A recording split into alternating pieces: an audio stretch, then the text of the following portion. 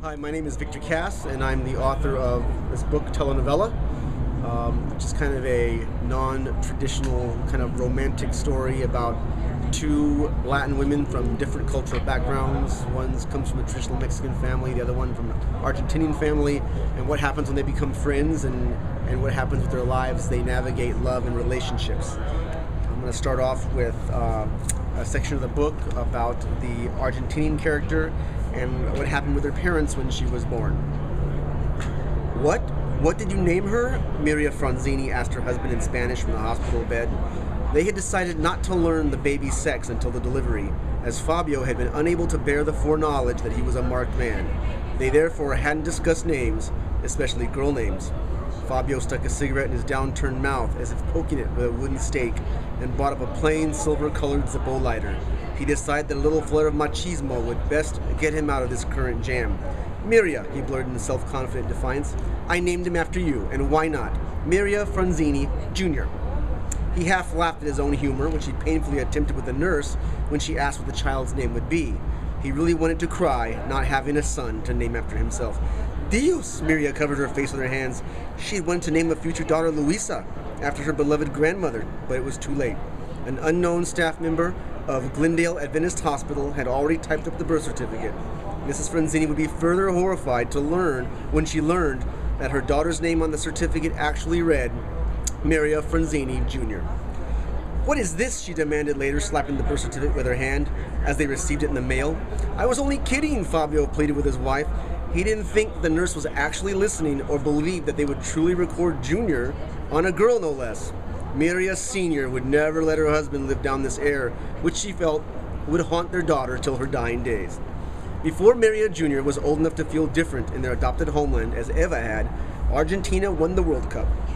Fabio, in a sudden fit of patriotism and homesickness, moved the family back to Rosario, where Jr., as Miria was affectionately called in English, spent the next 4 years of her life.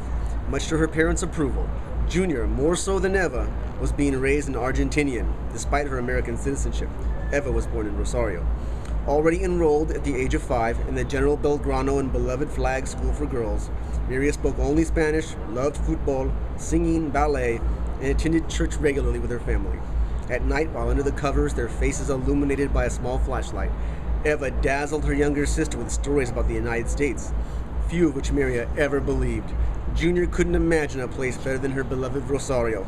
Vos sos Yankee, Eva said almost tauntingly to her confused younger sister. I would be too, if we were still in America. Miria never understood Eva's nostalgia for that distant land. Eva's memories grew fuzzier as each year passed, much to her distress, and she felt that as long as she talked about America to Miria, she could cling to her former life and prevent it from slipping away, like a dream lost upon waking.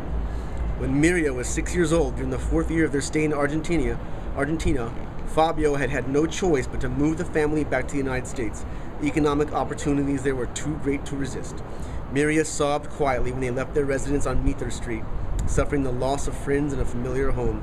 She refused to speak to her family, almost pressing her tear-streaked face to the car window as they passed the Monumento Nacional a la Bandera with its towering sky blue and white flag-bedecked tomb of national hero General Belgrano. A glimpse of the mud-brown, choppy water of the Paraná River brought back memories of speedboating with her father and reminded her of the cataratas of the Parque Nacional Iguazu. She longingly thought of these Argentinian wonders of beauty and feared that she would never set eyes on them again. But I don't want to be American, Miria cried as the Aerolíneas Argentinas flight took off from Buenos Aires. You're more American than all of us, Fabio said absent-mindedly. As he tried to look brave for his family, gripping the arms of his seat, he had a deathly fear of flying. You're returning to your homeland. Argentina is my home. I don't even speak English. What will become of me? Miria buried her face in her mother's bosom as Fabio shrugged his shoulders. Miria Sr. held her daughter tightly while turning her brown eyes away from her husband's gaze. She'll be fine, Fabio said softly. Will we ever have a home? Miria Sr. asked.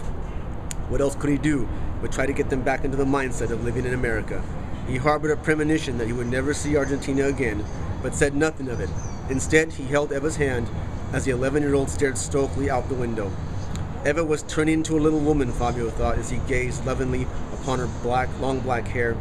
He knew that she would have an easier time of it back in the States, at least at first. Eva still retained some of her knowledge of English and would pick it up quickly. Miria was the beauty, though. Fabio felt a pang of guilt thinking this about his daughters, but feared that Eva would have trouble with her weight. Miria would always skate along on her good looks. However they turned out, Fabio was determined to develop their personalities. He wanted happy, lively children. Fabio also swore to himself to keep both of his daughters grounded with good moral values, good eating habits, and Miria especially with humility.